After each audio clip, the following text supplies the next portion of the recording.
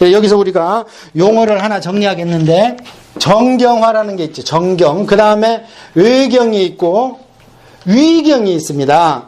우리는 보통 정경화 작업을 했다 이렇게 얘기를 해요. 정경화가 누구예요? 바이올린이죠. 안 잃어버리겠죠. 자, 그래서 정경화 작업을 통해서 이처럼 어렵게 우리가 성경을 갖게 됐는데, 여기에 방해한 것이 뭐냐? 의경이라는 게 있습니다. 의경은 그러면 정명훈이 동생도 아닌데 내가 정경화다 하는 사람들이, 자매들이 의경이 되겠죠. 이거 보면 돼요, 안 돼요, 이거? 안 되죠. 하나님께서 정경화 작업에 섭리하시고 선하게 하나님 뜻이 이루어졌다면 의경을 멀리 해야 되는데, 지금 의경을 오소독스를 뭐라 그러죠? 정교회. 자기가 정통이라니까. 오소독스도 가지고 있고 천주교도 가지고 있습니다. 왜냐하면 나중에 말씀드리겠지만 신약 성경을 번역하는 과정에서 의경을 같이 번역해버려가지고 그게 포함되어 있으니까 그냥 가져가 버렸어요. 거기에 연옥 같은 게 나오는 거예요. 우리는 안 나오잖아요. 우리는 인정 안 하는 거죠, 그런 걸. 그래서 이 의경은 어느 정도 신빙성이 있고 교회들이 사용을 했지만, 다른 제자들이 진짜 썼고 교회들에서 대부분 썼던 성경하고 획일성이 없고 통일성이 없어요. 다른 데 안 나오는 거예요. 예를 들어서 예수님께서 어렸을 때부터 이적과 기적을 표했고, 예수님은 마리아의 아무 죄 없는 가운데서 잉태하셨고, 마리아의 젖도 안 먹었고, 마리아의 형제를 하나도 본받지 않았고, 그렇게 하면 굉장히 있어 보이죠. 우리 예수님은 처음부터 구별되고 거룩한 분이구나. 그러면 우리 예수님이 아니라 그래요. 왜냐면 우리 예수님은 사람으로 오셔서 우리의 모든 것을 체휼, 몸소 익스피리언스 했기 때문에 우리를 권면하고 우리를 위로할 수 있다고 그러시잖아요. 지금도 그 학설이 있어요. 예수님은 처음부터, 마리아도 처음에는 보통 여자였는데 예수님을 성령이 임하시면 내가 하나님의 예수님을 잉태하리라, 그 순간부터 갑자기 무죄해졌다는 거예요. 그러고 났어요. 났는데 거기서 이제 부족한 거야. 부족해가지고 나중에 예수님이 그 뒤로부터 계속 무죄하대. 아니, 그러면은 야고보도 유다도 요셉도 시몬도 예수님의 형제라 그러고 누이들도 있다고 그러는데, 그럼 이들도 무죄해야지 않느냐? 그러니까 에헤이, 그거는 예수님의 육신의 아버지 요셉이 다른 데서 나가지고 데려온 사람이야, 이렇게 얘기하고 있어요. 그럼 이런 것들이 근거가 없는 얘기냐? 근거가 있는 것들이 의경과 위경이라 이 말이에요. 그러면 이런 것들을 빼야 돼, 넣어야 돼. 사도들이 쓴 것이 주축입니다. 거기에 일치하지 않는 건 빼버리는 겁니다. 그래서 어느 정도 사용됐지만 경전으로서 학문적인 가치는 있다. 예를 들어서 신구약 중간기 같은 경우에는 우리가 역사가 없잖아요. 성경이 하나님이 400년을 잊어버리셔가지고 무슨 일이 일어났는가 했을 때 마카비 혁명이 일어나고 하스몬 왕조가 왔고 성전을 회복하고 이런 일들이 있었다. 그게 어디야? 마카베오서 1, 2서에 있거든, 상하세. 그런 것은 가르칠 사람 목사님들은 참고도서로만 볼 수 있는 정도다, 그런 얘기입니다. 그 다음에 위경은 뭐냐? 위경은요, 완전히 가짜예요. 제가 지금 어느 책을 써가지고 이게 복음서다 해서 그냥 널려버리면, 박 목사가 대단해, 막 이렇게 계시받았대, 어째 꿈에서도 예수님이 이렇게 얘기했대, 막 돌아다녀. 그러면 후대 사람들이 이것은 가짜예요. 위경이야. 사도는 끝났기 때문에. 그래서 이것은 아예 볼 가치도 없는 거다. 또 위조지폐 100만 불 있는 거하고 내가 진폐 5불 있는 거하고 여러분 어떤 거 가지겠습니까? 진폐 5불, 요한 3서 같은 건 한 장이거든요. 위경 같은 거 수십 건 갖고 와봐. 안 받고 진짜 요한 3서 한 장을 갖고 은혜 받는 게 낫지요. 정경을. 이렇게 해서 신약 성경에 대해서, 정경화시에 대해서 좀 우리가 알아봤어요.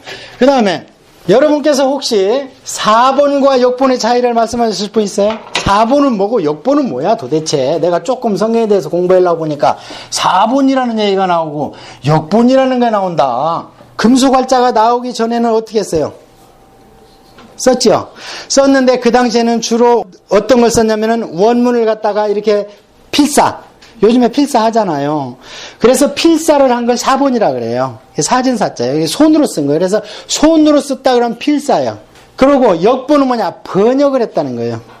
그럼 우리가 갖고 있는 이 한글 성경은 뭐예요? 이것은 사본이에요, 역본이에요? 사본을 역본한 거죠. 원본은 없으니까. 그래서 이 사본상의 문제는 많은 트집을 잡았지만 그 사본 시대에 있던 쿰란 사회사본이 나와서 입을 닫았다 그랬잖아요. 자, 그러면 이제 이 역본이 문제야. 번역을 했을 때에 우리가 히브리인처럼 언어가 맞느냐, 또 히브리인과 헬라어에는 차이점이 있어요.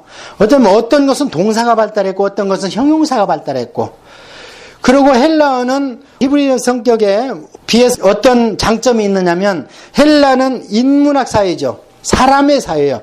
그래서 철학이 무지하게 발달했어. 그래서 사실 성경이 로고스라 하는 것도 헬라 문화에서 나온 겁니다. 히브리어로는 다른 말이 없어요. 마땅한 말이. 그러니까 로고스라는 것이 그 철학 용어예요, 원래. 그래서 그걸 빌려다가 우리가 쓴 겁니다, 지금. 그 정도로 헬라 문화가 왕성했기 때문에 예수님께서 구태여 신약 성경을 히브리어로 쓰도록 하지 않았죠. 섭리 가운데에서 헬라어로 쓰도록 했습니다. 신약 성경은 다 헬라어로 기록이 되어 있어요. 그 당시 아람어도 있고 예수님은 다 아람어 쓰셨습니다. 십자가에서 한 말 다 아람어예요. 달리다굼 이거 아람어예요. 일어나라, 손이야, 일어나라. 뭐 이런 것들을. 그다음 엘리엘리 나막 사막 때 이런 것도 아람어하고 히브리어하고 섞인 거라고요. 그럼에도 불구하고 전혀 예수님이 쓰시지 않은 헬라어를 쓰도록 했던 이유는 당시의 헬라어가 그 당시 사는 사람들한테 그 언어의 풍부성 때문에 하나님의 주목적인 성경이 많이 읽히는 거거든요. 그래서 헬라어를 쓰도록 섭리를 한 겁니다. 자, 그래서 최초의 이 역본이 무엇인가? 예수님 시대로부터 거슬러 가서 BC 300년대 어느 시대예요? 그 제국들이 어느 제국이요? 헬라 제국이죠. 헬라 제국이 헬라의 알렉산더 왕이 와서 4개로 나눠졌죠. 카산더, 크산트리아, 푸톨레미, 그 다음에 셀주크에 나눠졌습니다. 그 중에서 푸톨레미라는 사람이 어디를 왕국을 이제 죽고 나서 나눴을 때 땅을 가졌냐? 이집트를 가졌어요. 그래서 우리가 푸톨레미 왕조 그래요. 이 마지막 왕이 클레오파트라예요. 콧대가 높은 클레오파트라. 그래서 이게 언제면 300년 이후로 그런 일이에요. 330년대 이후로. 그런데 우리가 잘 아는 것처럼 알렉산더가 누구의 제자입니까? 아리스토텔레스의 제자죠. 올라가면 플라톤이죠. 올라가면 소크라테스죠. 그 아리스토텔레스의 키포인트가 뭐냐? 너희가 이데아의 세계를 알면, 쉽게 얘기하면 도통하면 그런 얘기예요. 도통해가지고 육신은 아무것도 아니고 영으로 성숙해야 된다. 영으로 지식이 임해야 된다. 이게 영지주의입니다. 그것을 그 중심상이면 네가 도통했으면 다른 사람한테 반드시 전해주라는 겁니다. 그 아리스토텔 헬라 철학이. 그렇게 해서 알렉산더는 자기가 깨달음 얻은 것을 내가 이대의 세계에서 도통하고 득도하고 한 것을 전하기 위해서 가는 곳마다 알렉산더는 헬라 문화의 전도사였어요. 알렉산더가 이집트에 가가지고 제일 먼저 한 게 뭐냐면 도서관을 지은 겁니다. 알렉산드리아에다가 내 이름을 따서 도시를 건설하고 거기에다가 도서관을 지어라. 왜냐하면 나는 헬라 문화를 전파하고 싶다. 그 당시에 20만 권을 보관했어요. 여기다가. 엄청나죠? 그런데 목표가 50만 권이었어요. 이렇게 해놓고 알렉산더는 죽어버린 거예요. 그러니까 푸톨레미라든지 카산더라든지 이 사람들이 전부 다 점령지가 원래 알렉산더 대왕이 점령했는데 그걸 4등분 했는데, 그럼 이 사람들의 왕조가 가장 힘쓰는 거 뭐냐? 누가 정통이냐? 북한은 자기들이 정통이라죠. 주체 사상에. 남한은 뭐야? 우리가 정통이야. 이렇게 얘기하고 있잖아요. 왜냐하면 과연 광복 후에 이승만 대통령이나 그런 분들로 내려왔던 임시정부를 누가 계승했느냐? 또 고조선이나 조선이나 고려나 삼국시대의 한반도의 역사적 정통성이 북한에 있느냐 남한에 있느냐 이것 때문에 싸우는 거 아니에요. 지금 통일한다는 얘기가 정통성을 확보하자는 거거든요. 마찬가지요. 어느 나라든 자기 색깔을 뚜렷해야 되는데, 그럼 이 당시에 4개국은 누구의 색깔을 본받기를 원했겠어요? 당연히 알렉산더죠. 누가 알렉산더의 정통이냐? 그러니까 1살짜리 아들이 있는데 죽여버렸거든. 이복 매제가, 카산더가. 그러니까 혈육이 없어. 그래서 그 정통성 싸움 있는 가운데 푸톨레미가 우리 대왕 알렉산더의 역대 사업이 학문 전파했다면 내가 이 도서관을 완성하리라. 그런데 보니까 팔레스타인에 쓰고 있는 유대인들의 성경책이라는 게 있는데 그것이 없는 거예요, 여기에. 그래서 그것을 BC 250년에서 150년까지 모세 오경에서부터 시작해서 번역을 시작했어요. 자, 그러면 무슨 언어에서 무슨 언어로 번역을 했겠어요? 구약은 뭘로 써있다고 그랬어요? 히브리어로 써있다고 그랬죠? 그러면은 지금 푸톨레미는 헬라죠? 그래서 헬라어로 번역을 시작한 겁니다. 그게 우리가 가끔 듣는 70인역이라는 거예요. 그 왜 70인역인가? 이스라엘 민족이 몇 지파예요? 12지파죠? 6명씩 출영! 해가지고 호텔에다 딱 묻어놔. 신라 호텔에다가. 문 딱 잠궜어. 아무도 못 나와. 번역 끝날 때까지. 그래서 72명인데 72역 이렇게 하려니까 좀 어렵죠. 그래서 그냥 70인역 이렇게 얘기를 합니다. 왜 이 말씀을 드리냐면 12지파가 구약성경을 번역했다면 구약성경 역사서를 보면 지파 싸움이 심해요, 안 심해요? 땅 더 달라 그러고 막 나는 네 지파인데 에브라임 지파가 와서 여호수아 우리 지파인데 나 땅 더 줘 그러니까 너는 백성이 많으니까 가서 쳐서 차지해. 그러니까 아니 너도 우리 지파잖아. 아 그러니까 쳐서 산지 말고 평지를 차지하라니까 여호수아가 막 배쳐가는 얘기 이런 얘기. 만약에 에브라임 지파만 참여했으면 그런 얘기를 싹 뺄 수도 있잖아요. 그래서 이 당시에 72명을 뽑을 때 각 지파에서 뽑았어요. 근데 그때 전승에 의하면 다 나눠놨대. 나눠놓고 번역을 시켰는데 나중에 맞춰보니까 딱 맞았대. 그게 가능했을까요? 난 잘 모르겠습니다. 하여튼 그렇게 전승이 돼. 그 정도로 무호했다. 번역 역본에도. 그래서 최초의 헬라어 선역이 이때 나옵니다. 일찍 나왔죠. 그러면 구약의 신약의 이때는 구약이죠. 자 이렇게 해서 70인역이 나왔고 그 다음에 이제 신약은 그러면은 어떻게 번역이 됐느냐. 신약은 아까 몇 년도에 거의 400년이라고 알고 있으면 돼요. 정경화 작업된 것이. 그러면 신약 성경은 헬라어로 되어 있는데 요즘에는 이 신약 성경을 또 히브리어로 번역을 해놓으니까 그걸 가지고 공부하는 분들이 있더라고. 그러면 처음부터 히브리어로 쓰라고 했겠지. 그 헬라어를 사전을 가지고 헬라어 뉘앙스를 우리가 잡아야 되는 거예요. 왜냐면 예수님께서 성령의 감동으로 헬라어를 쓰라 했으니까 우리가 히브리인 같으면 번역을 해야 되겠지. 우리 한국 사람이잖아요. 이제 한국 역본을 봐야지. 어쨌든 그건 여담이고. 그래서 이랬을 때 헬라어가 됐는데 사실은 정치적인 세력은 어디라고 그랬어요? 그게 로마라고 그랬죠. 그럼 로마의 언어가 뭡니까? 로마의 언어는 라틴어예요. 그래서 이것을 라틴어로 번역을 한 분이 있어요. 그게 제롬이라는 분입니다. 그래서 혹시 공부를 하신 분들은 벌게이트역이나 불가타역 이런 얘기 들어봤을 겁니다. 벌게이트라는 얘기가 라틴어로 번역된 성경이라는 얘기고 불가타는 그것을 한문으로 쓰면 불가타가 됩니다. 기독교가 뭡니까? 기독교가 그리스도교를 한문으로 써놓고 우리는 기독교 이렇게 읽고 그 사람들은 그리스도교 이렇게 읽어요. 중국 사람들은. 우리는 서바나 이렇게 한문으로 써놓고 한국말에다가 서바나 이렇게 번역을 해놨어. 근데 중국 사람한테 이거 한번 읽어봐라 하고 서바나를 한문으로 썼어. 서가 읽어봐라 그랬더니 스파니아 이래. 스페인이라고 알아듣기가 쉽지 서바나 이렇게 알아들어. 자기들은 그렇게 써놓고 그것을 그렇게 읽는데 우리는 중국어 성경을 갖다 놓고 엉뚱하게 애굽이라는 말도 우리만 쓰고 있어요. 이집트라고 읽어. 그 다음에 에집트 이렇게 읽어. 애굽이라고 써놓고 중국 사람들은 이런 거는 바꿔야 되겠어요? 안 바꿔야 되겠어요? 왕도 느부갓네살 우리만 그렇게 읽고 있어. 크세르크세스 아수에로가 크세르크세스거든. 그러니까 300인 영화를 봐도 성경하고 접목이 안 되는 거예요. 300인 영화에 나오는 크세르크세스가 그 에스더의 남편이거든요. 근데 우리를 그걸 아수에로 이렇게 번역을 해놔가지고 안 맞는 거야. 세계사가도 안 맞고 영화에도 안 맞고 이런 것은 수정해야 됩니다. 그런 것이 예수님의 십자가를 부인합니까? 한글 성경을 성령님이 100% 감동했으면 바꾸면 안 되지. 지들이 바꾸야지. 근데 번역한 거잖아 이것은. 그래서 이런 것들은 우리가 다른 걸 바꿀 게 아니고 우리 지금 2세들이 읽을 수 있는 쉬운 성경으로 바꿔야 된다 이 말이에요. 그래서 라틴어 성경 번역까지 우리가 알아봤어요. 그 다음에 독일어 성경은 어떻게 번역을 했느냐. 독일어 성경은 루터가 번역을 했습니다. 그래서 루터의 종교개혁이 성공할 수 있었던 것은 다른 것도 있지만 그 전에 후스라든지 많은 사람들이 죽어갔어요 사실은. 근데 그 전에 무슨 일이 있었냐면은 영어 성경 번역이 있었습니다. 누구냐면 위클리프. 우리 동네에 가면 위클리프 스트릿이 있어. 그 위클리프가 나면 성경을 최초로 번역한 사람이에요. 완성을 못합니다. 왜? 너무 반대를 해요. 그 당시에 중세 캐톨릭이. 성경이 읽혀지는 거 원치 않아. 그냥 라틴어로 써있는 거. 그래서 1950년도까지 모든 천주교 전국 각지 미사가 라틴어로 미사가 드려졌으니 한국 사람이 가서 어떻게 알아듣겠어. 그래서 그것이 2차 세계대전 하고 나서 일본도 천주교가 들어와야 되고 이러면서 그것을 이제는 세계 각국 언어로 해라 해가지고 그때서 번역. 언제입니까? 2000년 우리 교회사에서 1950년에서 현재까지 같으면 이것은 세 발의 피 아닙니까?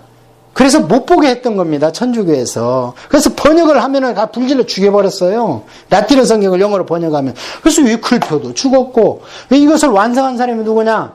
토론토에 있는 신학교를 세우셨어, 그분이. 틴데일입니다. 이거 완성한 분이. 이렇게 어렵게 영어 성경이 번역해서 자리를 잡고 있는 가운데에서 왜 이것이 가능했느냐? 뭐가 발달했다? 이때? 구텐베르크가 활자가 나왔기 때문에 아까 사본이 필요 없어요. 이제 어떻게 해야 돼요?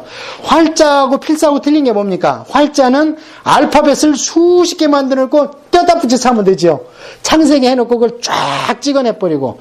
그게 목판하고 틀려요. 우리나라 목판은 목판에다가 경전을 써가지고 팍팍팍 찍어낸 거예요. 근데 금속 활자가 대단한 것은 한자 한자 활자를 만들어서 조판을 해가지고 막 찍어내버리는 거예요. 금속으로. 닳지도 않아. 그래서 구텐베르크가 우리나라 직지신경입니까? 제일 먼저 나왔다는 게 금속 활자가. 그래서 구텐베르크가 그걸 만든 것이 성경 번역에 일조를 했고 그 다음에 영어 성경 번역을 해서 많은 사람들이 희생됨에도 불구하고 이미 싹 퍼져버렸어. 한 1700권이. 그런 가운데에서 루터가 신학 박사를 받았어요. 캐톨릭 신학교에서. 그래서 조직 신학을 가르치러 갔는데 그러니까 성경을 봐야 되겠지. 라틴어 성경을 보기 시작하니까 이게 엉뚱한 거야. 구원의 도리가 잘못됐어. 교회에 들어온다고 구원되는 게 아니고 세례받고 미사 받는다고 구원되는 게 아니고 믿음으로 구원받는 거야. 계단을 막 무릎으로 올라갔는데 다 까지는데 올라가서 가만히 있는데 구원의 확신이 안 와. 그래서 루터가 에이 믿음으로 오는구만 하박국 보니까 그러고 걸어 내려와 버렸어요. 그런데 오늘날도 로마 가면 무릎으로 겨우 올라갑니다. 다. 우리는 걸어 올라갔어요. 거기 가서. 그런 환경에서 루터가 대학에다가 반박문 102개입니까? 그걸 써놨을 때 그렇게 퍼질 줄을 몰랐어. 그런데 활자가 발생해서 이것이 막 퍼져버린 거예요. 이 반박문이. 그러니까 루터가 감당을 못하는 거예요. 처음에는 그럴 줄 몰랐어요. 그냥 대학 교수로서 자기 신학 논조를 얘기하고 싶었던 거예요. 거기에다가. 그런데 캐톨릭에서 너무 세게 나오니까 다른 지역에 있는 교회들이 도대체 뭔데 그래? 하니까 바로 이거야 하면서 막 인쇄해서 퍼져버린 거예요. 그러니까 걷잡을 수 없이 퍼졌어. 그러니까 그거를 로만 캐톨릭에서는 이제 루터를 잡아 죽이려고 그러죠.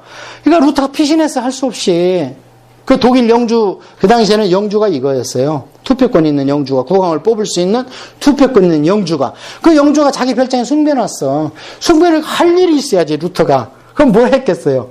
성경 번역하자. 그래서 독일어 성경을 번역을 시작했어요. 근데 루터가 번역했을 때 신조가 뭐냐?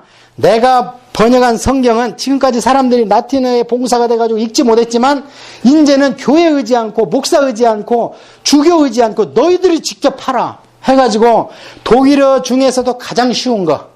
그래서 라틴어 성경을 갖고 번역을 하고 하면서 또 헬라어 성경도 참고도 했다 그래요. 아까 저기는 그 위클리프는 라틴어 성경을 번역했고 여기 틴데일은 이제 헬라어로 이제 사본이지만 헬라어로 번역을 했고 그래서 루터가 그걸 해놓고 그 별장에 마당쇠가 있었어요. 낙엽 쓸고 눈 쓰는 사람이 못 배운 사람이겠죠.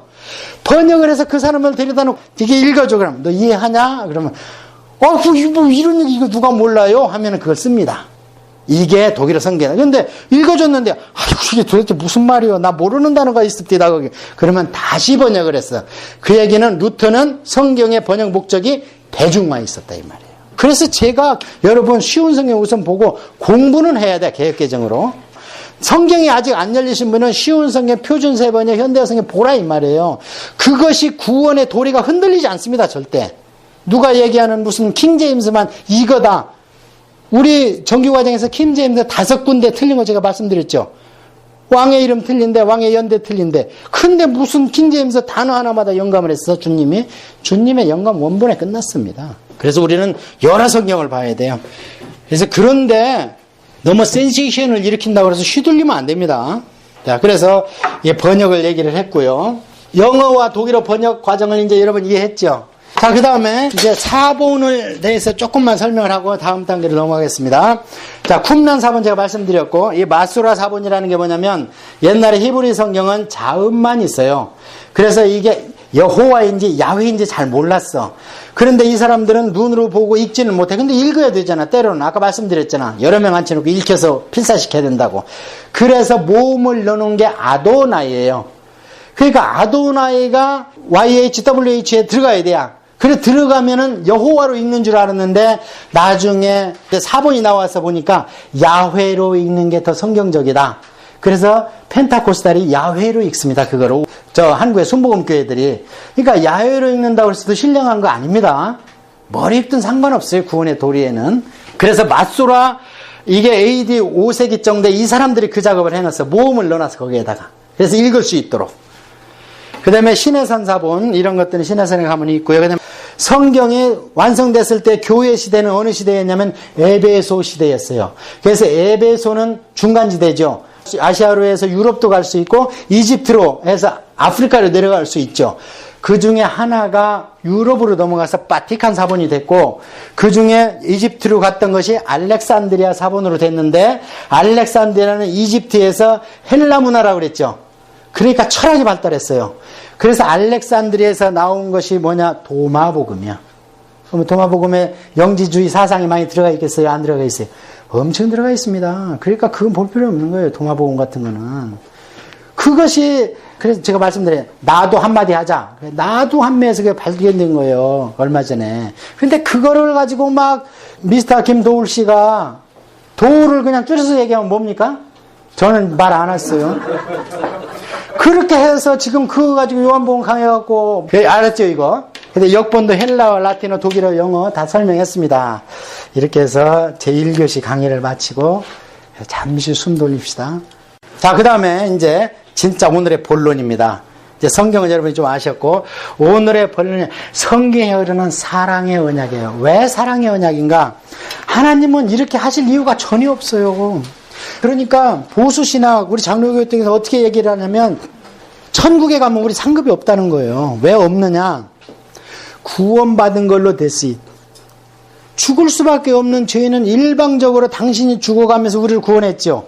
그거면은 다지 무슨 상급이 있겠는가? 그러면 성경의 상급에 관한 규정은 뭐냐? 경외하고 우리를 권면하기 위해서라. 근데 우리는 그렇게 안 믿죠. 하나님은 우리는 당신이 대신 돌아가셔서 죽으셔서 우리를 구원을 선물로 주시고 그 다음에 거기에다 덤으로 준 게 천국의 상급이에요. 출애굽기 보면 별들을 왜 너희들이 섬겨? 나중에 저 별들을 너희들이 분배해서 가질 거야. 저는 모르겠어요. 주님한테 어느 별을 은하수를 좀 띄워달라고 해야 될지. 그 별을 섬기니까 애 같아가지고 모세가 이 사람들은 행성들은 나중에 저 세상에 가면 너희들의 하나님께서 분배해준 기업이야. 그 숫자가 이 땅에서 하나님께 열심히 사람 더 많이 주니까 가나안에는 우리 땅 없어요. 그 구약에 나와 있는 가나안 땅 이름 외울 필요 없어. 그렇게 나눴더라 잃어버려. 우리는 전주 무주 이걸 외워야 돼 오히려. 그렇게 하고 우리의 영원한 땅의 기업은 별덩이다. 그래서 사랑의 언약이라는 거예요. 이렇게 하실 이유가 없어 하나님은 전혀. 자, 그런데 이 언약은 행위 언약과 언약을 크게 나눠요. 행위 언약은 뭐냐면 행하면 구원받는다는 거예요. 구원을 유지한대 엄밀히 얘기하면. 그러면 우리의 언약 가운데서 행위 언약은 딱 하나입니다. 뭐예요? 선악과 언약. 안 하면 너 그 상태 유지해. 타락전 아담은 구원받은 상태죠. 안 하면 번성하고 이 땅이 다 네 거야. 동물이 다 네 거야. 사자를 타고 다니니 말을 타고 다니니 네 맘대로 해. 그 당시에는 육식이 없습니다. 사람도 육식을 안 했어요. 노아 홍수 이후에 했기 때문에. 육식할 필요 없어요 동물이.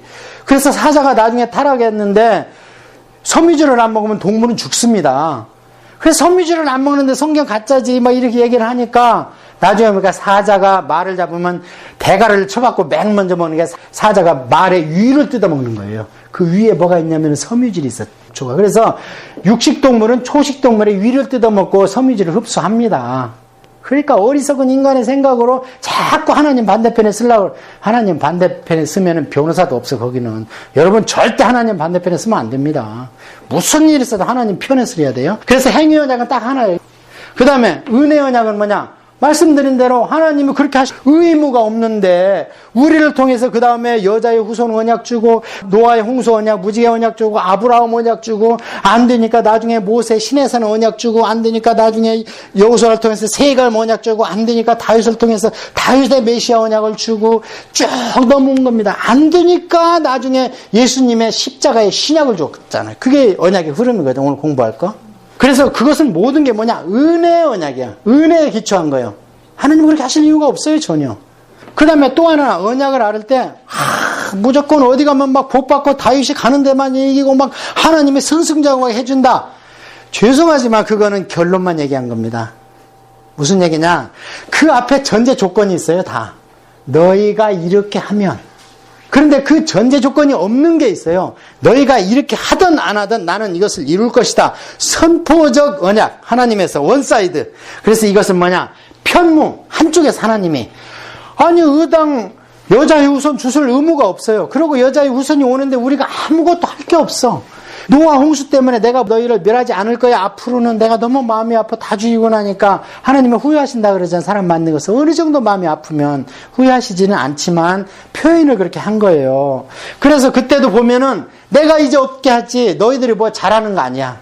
계속 언약이 구원에 관한 언약은요. 우리가 하나님께 뭘 드릴 게 아무것도 없어요.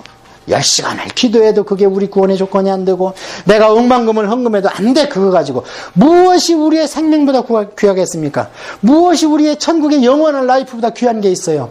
그거 있으면 갖고 와보라는 거야. 하나님이. 네 통장 집 다 가져와봐. 그거 가지고 안 돼. 영원히 저 천국에서 생명에 살 수 있는데 너희들이 뭘로 나한테 그걸 갚겠어. 그러니까 하나님이 이것은 너희들 할 일 없어. 내가 해주마. 홍해가 갈라질 때 뭐 한 일 있어요? 아무것도 없죠. 아무것도 없으니까 홍해를 신약시대에 세례로 중생으로 구원으로 표시하지 않습니까? 바울이 고린도전서 10장에서. 홍해가 곧 구원이다 너희들이. 할 게 없어. 그게 편무언약이에요. 그 다음에 쌍무언약은 이 땅에서 너희들이 잘되고 범사가 가는 데마다 이기고 범사에 형통하고 질병에 이기려고 그러면 좀 지켜 하는 게 레위기의 쌍무언약, 율법언약이에요. 그게.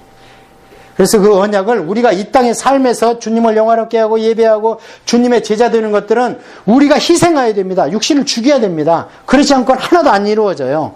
백날 가가지고 굴소에 가서 다윗한테 살되고 번성하고 가는 데마다 이기게 해서 가는 데마다 이기게 해주셨습니다. 나도 그렇게 해주세요. 백날 해봐. 나가 빨리. 나가서 세상에 가서 네가 이기도록 노력하면 모자라는 부분 내가 채워줄게. 이게 쌍무 언약이에요. 옛 언약은 뭐냐? 우리가 구약입니다. 이게 카바넌트, 이게 베레트 이렇게 번역하는데 그게 언약이라는 뜻이야. 그게 영어로 murder이에요. 죽인다, 도륙한다, 살육한다. 그 다음에 그게 또 다른 뜻이 있는데 바레트가 무엇이냐면 본드라는 뜻이 있어요. 언약만 지키면 하나님께서 본드같이 우리를 다 붙여가지고 절대 안 떨어져. 구약은 이 본드가 뭐냐? 짐승의 피로 우리를 붙여놨어, 하나님은. 이게 신약은 짐승의 피는 1년만 한 번씩 떨어져, 이게. 그래서 1년만 한 번씩 대속제일 제사를 드려야 돼. 그게 안 되니까 예수 그리스도의 보혈로 탁 붙여놨어. 그래서 예수 그리스도만 믿으면 절대 떨어질 일이 없어요. 여러분 중에 내가 예수 그리스도를 믿는데 가끔 구원 받은 안 받은 희미합니까? 그런데 힘을 주는 게 뭐냐? 이 언약입니다. 내가 예수 그리스도를 주로 시인하고 있다면 절대 하나님 편에서는 택한 자, 보냄을 받은 자에서 내가 하나도 버리지 아니하리라. 예수님 그러셨잖아요. 그래서 이 언약에 본드라는 성격이 있다. 예수 그리스도의 피로 발라놨다. 이것은 영원하다. 자, 그래서 이제 7대 언약을 한번 볼게요. 성경에서 어떻게 흘러가는지. 구약에 5대 언약이 있고 신약에 2대 언약이 있습니다. 그림 한번 보세요. 잠시 쉬었다 갑시다. 이게 무슨 언약이에요? 쌍무 언약이, 편무 언약이, 무지개 언약이. 끝나고 나서 보여줬으니까 내가 너희들 멸하지 아니하리라. 너희들이 뭐를 하든지 내 구속사는 이루어진다. 그 다음에 이것은 무슨 산이에요 지금? 시내산에서 언약식을 하고 있는 거예요. 하나님의 불이 지나가죠. 시내산에 불이 임했대 안 임했대? 언약식 끝나고 임했다지요. 이 불이 임했을 때 백성들이 타 죽었어 안 타 죽었어? 안 타 죽었어요. 그래서 하나님의 불은 두 가지예요. 임재와 소멸. 죄는 태워버리고 영광은 임하시고. 그 다음에 6월절 만찬. 신약. 아시겠죠? 이게. 그래서 이게 예수님의 신약식입니다. 그래서 신약의 언약식이 언제 이루어졌나요? 최초의 언약식은 만찬에서 이루어졌어요. 그때 무엇을 갖다 놨어요? 예수님께서. 떡과 포도주. 떡과 포도주를 갖다 놨는데 왜냐하면 예수님이 당신의 피와 살을 뜯어서 거기서 할 수는 없잖아. 그래서 상징한다고 그러잖아요. 그게. 그래서 너희들은 이걸 기념하라. 그게 구약 백성이 6월절에서 짐승의 피, 어린 양의 피를 죽이고 그걸 먹었잖아. 그래서 그것을 1년마다 한 번씩 절기마다 무교절에 그것을 기념하라 그러잖아요. 똑같다니까. 신약에서는 예수님이, 어린 양이 예수님으로 대치됐고 그 무교절에 그 피 먹고 매년 기념하는 것이 성찬식으로 왔고 그래서 우리가 성찬식을 하는 거고 그것이 개인한테 적용될 때 세례식이 되는 거예요. 그런 엄중한 세례식입니다. 우리 그래서 목사님들이 반드시 서약을 받죠. 이거 하겠느냐? 왜? 쌍무 언약이기 때문에. 그래서 신약에 예수님의 6월절 만찬식이 신약의 최초의 언약식이었다. 지금부터 이 7대 언약을 여러분이 아신다면 성경을 100시간 쭉 들으면서 7번 나오겠죠. 근데 사실은 제가 볼 때 한 20번 나와요.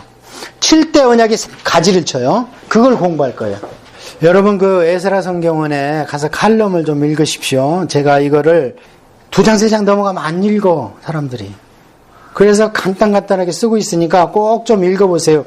이거를 제가 오기 전에 항상 정리를 해놓고 그 다음에 제가 여기로 옵니다. 그러니까 여러분께서 에스라 성경원에 회원으로 가입하셔가지고 회원 가입하여 뭐 제가 돈 달라는 거 아무것도 없어요. 그러니까 회원 가입하셔서 이 칼럼을 읽어보시면 제가 여기에서 이야기하는 것들이 저기에 다 있어요. 신학적으로 문제없는 부분만 많이 다 기록을 해놨기 때문에 읽어도 안전합니다. 자, 맨 처음에 무슨 언약이냐면 거기 보면 선악과 언약이 있습니다. 정리합니다. 선악과 언약은 무슨 언약이라고 했습니까? 제가 선악과 언약은 행위의 언약이다 그랬습니다. 그리고 이거는 구약에 있다. 단 한 번만 있다. 행위의 언약이. 그 다음에 행위의 언약에 반대되는 것이 무슨 언약이다? 은혜의 언약이다. 은혜의 언약은 신약과 구약에 나눠져 있다. 왜냐하면 그 뒤로 모든 언약은 은혜 가운데 뿌리를 내리고 있기 때문에. 그래서 선악과 언약 다음에 하나님께서 그걸 범하니까 무슨 언약을 주냐면은 여자의 후손 언약을 줬죠. 남자의 후손이 아니라. 이게 하나님의 씨라는 거예요. 성령님으로 임하시는. 이게 메시아 언약이지만 이게 창세기 3장 15절에 나오잖아요. 이것도 무슨 은혜 언약이요. 하나님의 편무, 일방적인 언약입니다. 여자의 후손 언약을 줘가지고 노아 홍수 이 세대 너희들 정신 바짝 차리면 멸망하지 않아. 제대로 지켜 하면서 아담으로부터 전해드려오던 제사법. 아담이 제사 드렸죠. 짐승 잡으면서. 가인과 아벨이 제사 드리는 걸 보고 아담한테 교육을 받았어요. 그런데 거기서 가인은 곡식 제사만 드린 거예요. 피가 없어요. 그래서 아벨은 짐승 제사를 믿음으로 드린 거예요. 왜? 아버지가 시키는 대로 했기 때문에. 그럼 제사는 뭔가 하나님 앞에 나아가는 길이에요. 오늘로 행하면 우리의 예배 행위예요. 우리가 예수 그리스도의 피가 없으면 예배 나와 도루묵이 아무 소용없어요. 예수님의 피를 덧입지 않으면.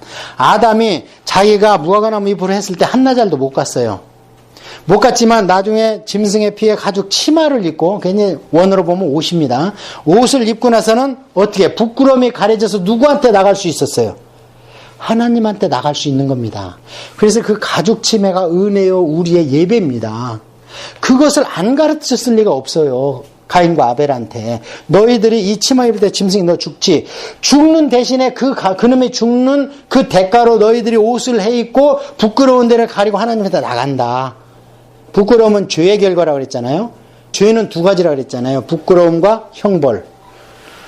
자, 그래서 여자의 후손 언약이 잘 안 지켜져서 노아 홍수 때까지. 그래서 노아 홍수에서 싹 8명을 남기고 하나님께서 심판을 하셨는데 너무 마음이 아픈 거예요. 그래서 준 게 뭐냐? 무지개 언약입니다. 이 뭘 하라는 게 아니야. 내가 앞으로 너희들 물로 멸망하지 안 할 테니까 쓰나미가 오더라도 한반도 대한민국 걱정하지 마. 그건 거기만 해당이 돼. 국지적인 홍수는 있어도 전 세계적인 홍수는 없다. 더 이상. 그럼 뭐가 있냐? 불이 있다. 더 무섭죠? 이불섭니다. 그래서 은혜도 짐승에서 예수님으로 됐지만 형벌도 물에서 불로 돼버렸다는 거예요. 그게 히브리서입니다. 자, 그래서 이렇게 여자의 후손을 가지고 내려오다가 노아 홍수 이후로 안 되니까 어떤 누구를 만나냐? 아브라함을 만나는 게 아브라함 언약입니다. 아브라함, 이게 대단히 중요합니다. 아브라함 언약이 창세기 12장 2절에 나와 있는데 여기에 보면 아브라함한테 두 가지 언약을 해요. 이제는 내가 온 백성을 상대할 수 없다. 그러니 선민을 만들어야 되겠다. 선민 언약이 있고, 그 다음에 선민을 만드는 이유는 너희들을 한 국가를 만들어서 앞으로는 국가 대 국가로 선교를 위함이다. 그래서 열국의 구원에 열국 언약이 있습니다. 그래서 선민의 언약은 표현된 대로 하면 너로 인하여 네 자손을 바다에 모래같이 하리라. 지금 자식 하나도 없는데. 그래서 이 선민의 언약이고요. 이게 어디로 갔냐면 출애굽기 19장 5절로 갔습니다. 제사장 나라 언약. 아시겠죠? 그러고 나서 이 열국의 언약을 기다리시는 거예요. 하나님이 유대민족을 통해서. 근데 이 열국의 영이 결론적으로 봐서 이루어졌어, 안 이루어졌어요? 유대민족으로서는 안 이루어졌어. 아브라함과 한 것은. 그래서 직접 주님이 오셔서 보혜사 성령님이 만민에게 임함으로 인해서 열국의 언약이 신약이 이루어진 겁니다. 그 위대한 거예요, 이게. 자, 그래서 이 아브라함의 언약이 선민의 언약과 열국의 언약이 있는데, 성경을 여러분이 통독하다 보면 선민의 언약은 이삭한테 리마인드 해줘요. 그 다음에 또 선민의 언약은 세 번째 족장인 야곱한테 사닥다리, 그때 보면은 걱정하지 마. 지금 너 도망가지? 돌아와서 여기서 단쌀 거고 너로 인해 많은 씨를 만들 거야. 해서 야곱한테까지 승계됩니다. 이러면 창세기 28장까지 그냥 읽어졌어요. 언약에 의해서. 그렇게 해서 드디어 지금 선민의 언약이 계속됩니다. 열국의 언약은 유대민족으로 안 이루어졌다 그랬어요. 그렇게 해서 야곱을 통해서 애굽에 가서 민족을 만들어가지고 드디어 이제 오죠. 드디어 왔을 때에 그 다음에 하나님께서 이제 민족이 됐으니까 무슨 언약을 하겠어요? 출애굽을 시켜서, 출애굽은 한 단어로 얘기하면 구원의 책이라고 그랬어요. 출애굽을 시켜서 시내산에서 아까 언약을 한 걸 제가 설명한 거예요. 그게 뭐냐? 시내산 언약, 모세 언약. 그래서 선민의 언약 1단계에 넘어갔어요. 그 다음에 모세가 그걸 다 이루지 못하고 돌아가셨어. 그래서 가나안 땅에 들어가서 여호수아가 승계한 게 뭐냐? 세겜에서 똑같은 언약을 하나님이 해주세요. 세겜에서 언약하죠. 다 정명하고 나서 저 여호수아가 돌판에다 율법 새겨놓고 그 앞에서 그리심산 에발산에서 세워놓고 언약합니다. 그게 모세 언약의 연장입니다. 그렇게 해서 사사기까지 갔는데 사사기 때 안 되고, 그러니까 왕을 달래서 왕정으로 갔어요. 왕정으로 가서 하나님께서 이 참 힘들구나. 여기까지 400년 걸렸어요. 세겜 언약에서 왕정까지 다윗까지 가는데, 그래서 다윗을 통해서 다윗 언약을 드디어 체결을 합니다. 이 다윗 언약은 이 언약을 어떻게 들리냐? 다윗아, 이제는 유대민족 언약도 되지만 너로 인해서 내가 메시아를 예표하리라. 안 될 것 같다 아무래도. 그렇게 해서 다윗 언약이 사무엘하 7장, 역대상 17장에, 왜냐면 다윗이 씨를 낳는데 죽었지요, 솔로몬의 형이. 그래서 솔로몬을 세워놨는데 이제 불안한 거야. 그래서 이름을 샬롬이라고 지었는데, 그러니까 하나님께서 그러지 마. 네가 나를 위해서 성전을 짓는 게 아니야. 내가 너를 위해서 네 자식의 아버지가 내가 될 거야. 그래서 솔로몬을 여디디아라고 이름을 바꿔줘 버려요. 여디디아는 여호와께서 이를 사랑하신다. 너는 샬롬 정도지만 나는 앞으로 이제 너밖에 희망이 없다. 그래서 다윗 언약으로 옵니다. 그래서 다윗 언약이 왔을 때 그게 솔로몬이 성전 기공시할 때 똑같은 언약을 또 가지지를 쳐요. 그 다음에 솔로몬이 나중에 거기 10장에 가서 시바를 만나다니 어떻게 마음이 휘까닥 막혀가지고 그때부터 타락하기 시작하는 거예요. 타락하기 시작하니까 아이야 선지자를 통해서 쪼개버리죠. 쪼개버릴 가져간 게 여로보암이죠. 언약이 승계됩니다. 여로보암한테 내가 쪼개주는 것은 말을 안 듣어서 그런데 너희가 다윗의 율례어기를 제대로 지키면 내가 너희들한테 이 왕국이 계속되게 하리라. 근데 여로보암이 배반해버리잖아요. 그러고 나서 왕조 때 히스기야나 요시야나 여호사밧이나 아사왕이 계속 종교개혁, 정치개혁을 할 때 보면 하나님의 율법을 리마인드하면서 다윗의 길로 행함에 또 그래도 말을 안 들으면 하나님께서 다윗을 생각하사 용서해 주는 거예요. 다윗 언약이 그게 계속됩니다. 왕정시대까지. 그러다가 안 되니까 언제 안 됐느냐? 예레미야 선지자를 통해서 예레미야 31장 31절을 통해서 새 언약을 세우자 이렇게 얘기하죠. 그 언약 가지고 안 됩니다. 그래서 그때 새 언약을 세울 때 방법이 뭐냐? 너희 영을 새롭게 하겠다. 어떤 방법으로 하느냐? 단단한 마음을 내가 주물러서 새롭게 하는데 주물르는 건 딴 게 아니야. 물을 부어야 돼. 그 물이 말씀이라고 그러죠. 내가 말씀을 부어서 너희의 영을 새롭게 한 뒤에 내 영을 너희한테 부어주리라. 내 영이 성령님입니다. 이 방법밖에 없는 것 같아. 그러면서 하나님이 한 가닥 희망을 내보이는 것이 70년 포로 생활 갔다 오는 거예요. 그때도 포로 생활 중에서도 안 뒤우치니까 에스겔서 7장에 또 에스겔서 32장에 또 새 언약을 리마인드해요. 예레미야한테 했던 리마인드 한 게 뭐냐? 에스겔 홀짝에 뼈다구가 일어나는 거, 그 다음에 새로운 성전에서 여호와 삼마 하시는 거, 여호와가 거기 계신다. 그러면서 땅을 새로 나누어지고 막 별일이 다 막 생명수가 흘러나오고 가는 것마다 사해바다가 살아나고 하는 것들, 그런 것들을 하려고 그랬는데 안 되는 거예요. 회복해서. 그때 회복했을 때 언약이 어떤 언약이냐? 느헤미야 8장의 느헤미야 언약입니다. 어떤 언약이냐? 에스라가 단상에 서서 말씀을 선포하니까 백성들이 확 뒤집어져서 최대의 유대인 회개가 일어나잖아요.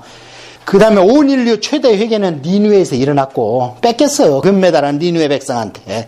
왜냐면 주님이 그래. 나중에 니느웨 백성이 일어나서 너희들을 심판할 거야. 그것도 구원받았다는 거죠.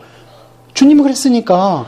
그러니까 소돔과 고모라는 구원을 못 받았기 때문에 주님이 가버나움이나 벳세다를 비교할 때 소돔과 고모라가 너희만 못하리라 그래. 구원받는다가 안 해. 그런데 스바 여왕 구원받았다 그러고 니느웨 백성 구원받았다 그래요.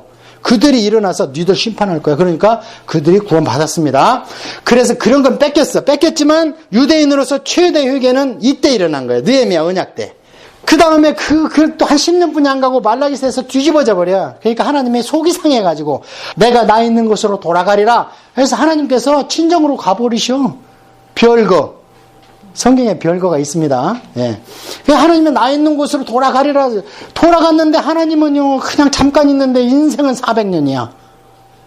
하나님 어떻게 진노가 이렇게 길으신지, 인생은 짧게 해놓고 진노를 길게 하시면 하나님 진노 중에 우리가 그냥 끝나버리겠습니다. 이래 얘기하지 시편에. 하나님은요, 숨 한 번 쉬시면 우리는 그냥 인생의 2대 3대가 버려.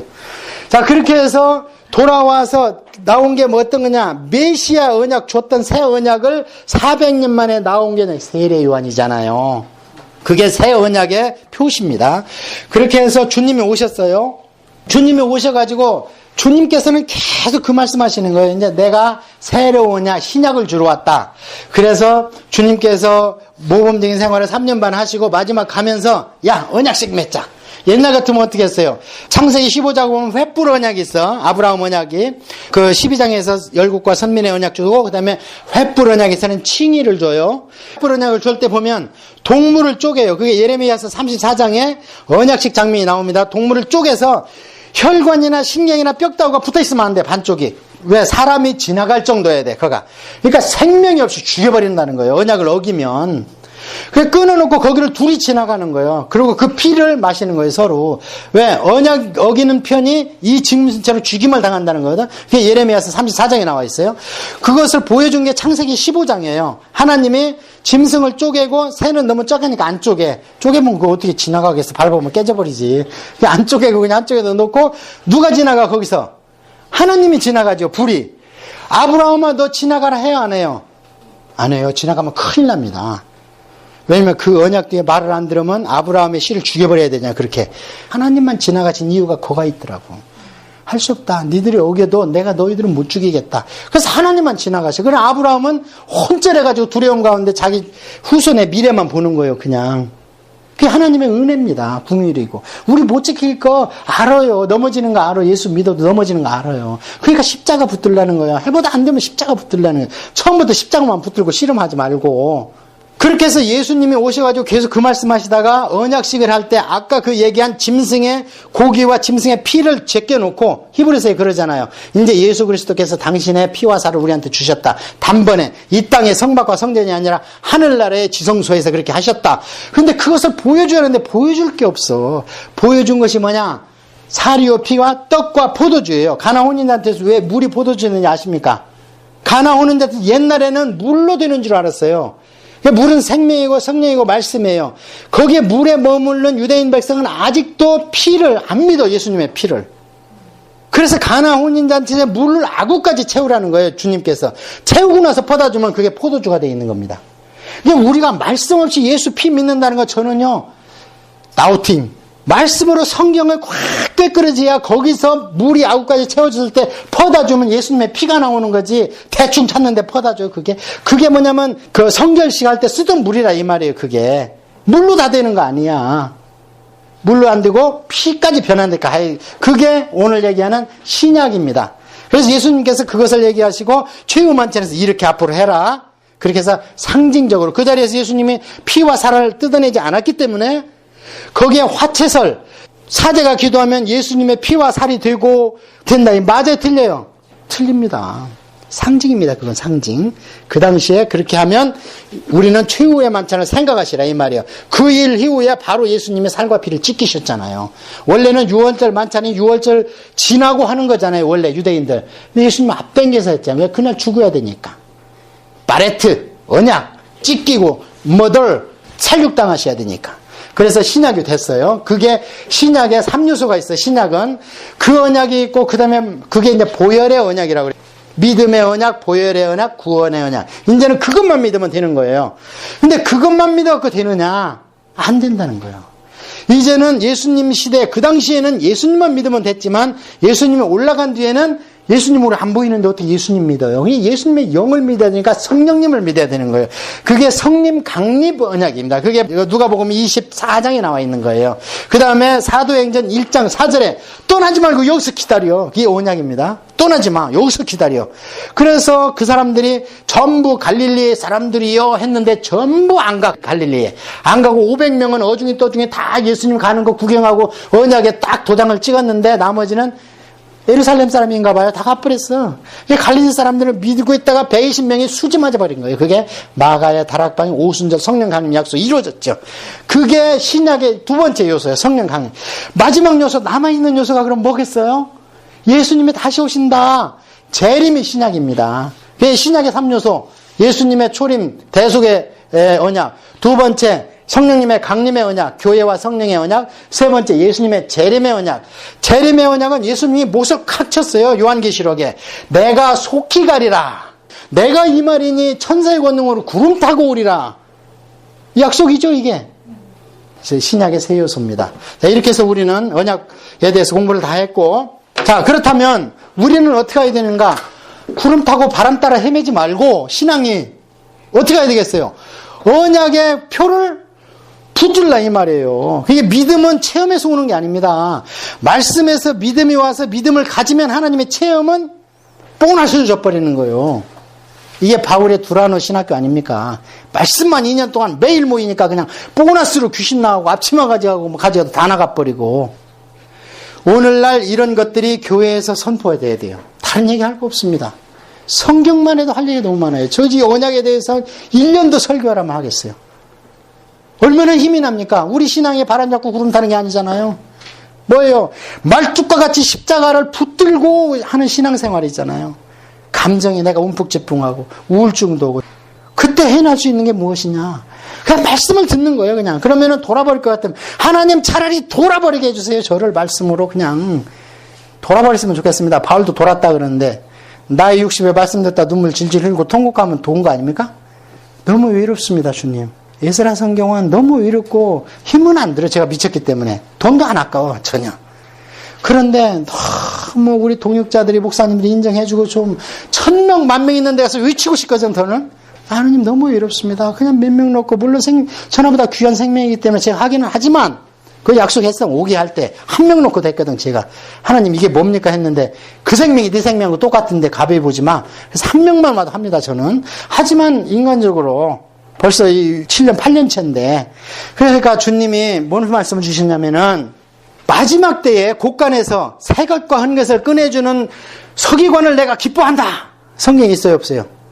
새 것과 한 것이 구약과 신약입니다. 신약만 해서 안 됩니다. 그러다가 마태복음 24장에 종말을 갑자기 얘기하시다가 주님께서 마지막 때에 내 양식을 나눠줄 자가 누구냐 하는 거예요. 어미하시게 터져버렸어요, 그냥. 뭐 아들이 보든 말든 펑펑 울었습니다. 여러분, 지난 주간에 신앙생활에서 주님을 몇 번 만나셨나요? 많이 만나셨을 줄 믿습니다. 진하게 만나세요. 속지 마세요, 세상에. 너무 잘못되고 있는 잘못된 이론들이 성경을 벗어난 이론이 너무 많아요. 우리 지금 중원병원하는 기도 없습니다. 기도는 양이 아니라 질입니다. 내 기도 제목이 안 풀렸는데 내일 가서도 하고 모레 가서도 하고 글패 가서도 하고. 여러분 누가 주위에서 어렵게 합니까? 주님이 뭐라 그래요? 불의한 재판관, 그 과부가 가서 기도할 때 내가 억울한 걸 풀어달라는 거예요. 우리가 지금 임생활하면서 억울한 게 많지 않아요? 왜 혼자 꿍꿍 아냐 이 말이에요. 그거는 막 가서 얘기하는 거예요. 불의한 재판관도 들어줬는데 하물며 영의 아버지는 내가 안 들어주겠느냐. 들어줄 때까지가 와서 나 좀 못 살게 굴어봐라. 그런데 마지막 때 믿음을 보겠냐. 지들끼리 하려고 그러다 안 하면 말고 내 운명이리니 하지. 그게 예수님이 마지막 때 믿음 못 보겠다는 겁니다. 우리가 이런 살아있는 신앙생활을 언약에 기초해서 합시다. 네, 할렐루야. 우리 한 1, 2분 동안 통성으로 좀 이걸 달라고 지식이 아니라 영으로 달라고 기도하고 조용히 해서도 괜찮아. 성경은 여러 가지 기도를 얘기하고 있어요. 자, 우리 한번 기도하겠습니다.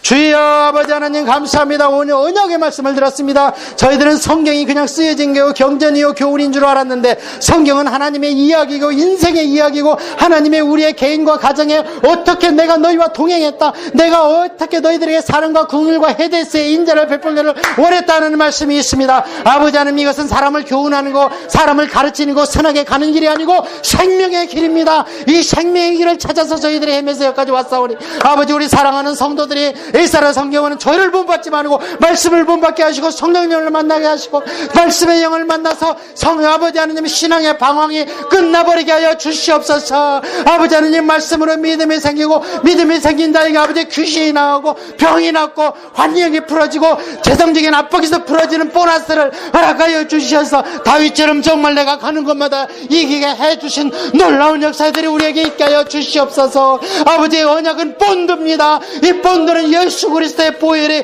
우리 가운데 붙여져 있습니다. 아무도 뗄 수가 없습니다. 아버지 저희들이 부지런하게 하시고 게을러지고 나태해지지 않게 해주셔서 아버지 말씀이 아구에 꽉 찼을 때 받아 주어라. 그러면 보혈이 되리라. 그러면 포도주가 되리라 하셨사오니 이 포도는 어디서 맛보지 못한 포도주 짐승의 피가 아니고 예수 그리스도의 포도주 그 포도주를 저희들이 마셔야 되겠사오니 아버지 우리 사랑하는 성도들 꿈에도 만나주세요. 안됩니까? 바울처럼 아버지 환상을 주세요. 바울처럼 다메섹에서 만난 것처럼 이들이 변화되게 하여 주시옵소서. 바람 타고 구름 잡게 하지 않게 하여 주시옵소서. 말씀을 순리하게 하여 주시옵소서. 오 주님 감사합니다. 저희는 외롭지 않습니다. 저희들은 힘이 아버지 저희들의 삶은 비즈니스에 있지 않습니다. 저희들의 삶은 자녀들의 장래에 있지 않습니다. 생명에 있습니다. 저희 자녀들이 생명력에 기록하여 주시옵소서. 이 이름 속자 아버지 기록하여 주세요. 육신으로 났지만 이게 육신의 고리가 아니고 생명과 구원의 고리 황금의 고리가 되게 하여 주옵소서. 아버지 감사합니다. 주님 우리 사랑하는 성도들 일주일간 지켜주세요. 말씀 붙들고 듣고 아버지 그때마다 성령님이 함께 역사하사 한 번 들으면 10번 들은 역사가 놀라운 체험과 은혜가 있게 하여 주옵소서. 주님 감사합니다. 제가 우리 사랑하는 클래스를 축복합니다. 아버지 제가 이들을 위하여서 영가운데서 새벽마다 유호제 드리는 거 우리 아버지 증인이십니다. 그 중보기도가 헛되지 않도록 하여 주옵소서. 이들도 서로 기도하게 하시고 아버지 박 목사를 불쌍히 여겨주셔서 인간적인 게 안 나오게 하시옵소서. 화를 낼 때마다 오히려 성령 충만함이 나오게 하여 주옵소서. 예수님의 이름으로 기도합니다. 아멘. 우리 하나님께 영광의 박수. 자 그렇게 삽시다 일주일간. 할렐루야.